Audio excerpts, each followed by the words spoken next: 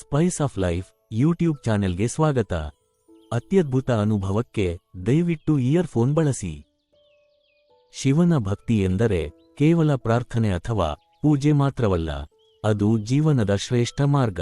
ಶಿವ ಎಂದರೆ ಶಕ್ತಿ ಮತ್ತು ಸದಾ ಆಶೀರ್ವಾದದ ಗಂಗೆಯನ್ನು ಹರಿಸುತ್ತಾ ನಮ್ಮೆಲ್ಲರ ಜೀವನವನ್ನು ಸುಧಾರಿಸುತ್ತಿರುವ ಪರಮಾತ್ಮ. ಇಂದು ನಾವು ಶಿವ ಭಕ್ತಿಯ ಮಹತ್ವ ಮತ್ತು ಅದು ನಮ್ಮ ಜೀವನದಲ್ಲಿ ಹೇಗೆ ಬದಲಾವಣೆಯನ್ನು ತರಬಹುದು ಎಂಬುದನ್ನು ತಿಳಿಯೋಣ. ಶಿವನ ಆಶೀರ್ವಾದವನ್ನು ಪಡೆಯಲು ನೀವು ಈ ವಿಡಿಯೋವನ್ನು ಕೊನೆಯವರೆಗೆ ನೋಡಿ ಮತ್ತು ಲೈಕ್ ಮಾಡಿ. ಓಂ ನಮಃ ಶಿವಾಯ. ಶಿವ ಭಕ್ತಿಯು ಭಕ್ತರಿಗೆ ಅಸಾಧಾರಣ ಶಕ್ತಿ ಮತ್ತು ಶಾಂತಿಯನ್ನು ಕೊಡುತ್ತದೆ.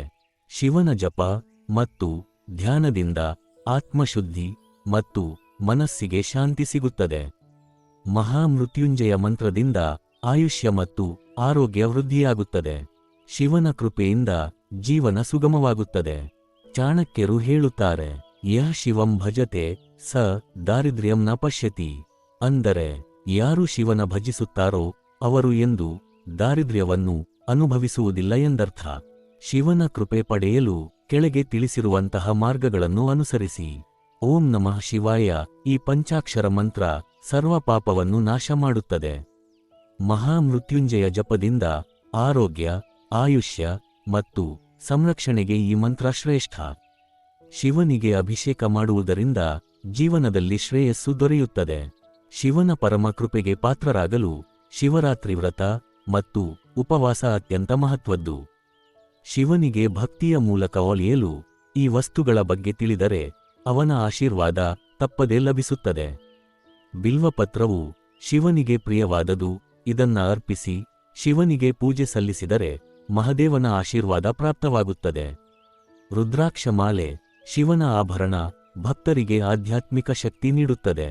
ಶುದ್ಧ ಮನಸ್ಸು ಶಿವ ಭಕ್ತಿಗೆ ಅತ್ಯಗತ್ಯ.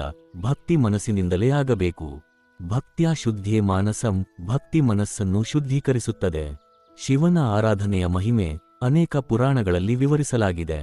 ಒಮ್ಮೆ ಮಾರ್ಕಂಡೇಯ ಋಷಿ ತನ್ನ ಭಗವಂತನ ಆರಾಧನೆಯಿಂದ ಮೃತ್ಯುಂಜಯನ ಆಶೀರ್ವಾದವನ್ನು ಪಡೆದರು. ಯಮಧರ್ಮರಾಜನು ಅವನ ಜೀವಹರಣ ಮಾಡಲು ಬಂದಾಗ ಮಾರ್ಕಂಡೇಯನು ಶಿವಲಿಂಗವನ್ನು ತಬ್ಬಿಕೊಂಡನು. ಶಿವನು ಯಮಧರ್ಮರಾಜನನ್ನು ತಡೆದು ಭಕ್ತನನ್ನು ಅಮರನನ್ನಾಗಿ ಮಾಡಿದರು. ನಾವು ಶಿವನನ್ನು ಪ್ರೀತಿಯಿಂದ ಶುದ್ಧ ಭಕ್ತಿಯಿಂದ ಆರಾಧಿಸಿದರೆ ನಮ್ಮ ಜೀವನ ಶ್ರೇಷ್ಠವಾಗಿ ಬದಲಾಯಿಸುತ್ತದೆ.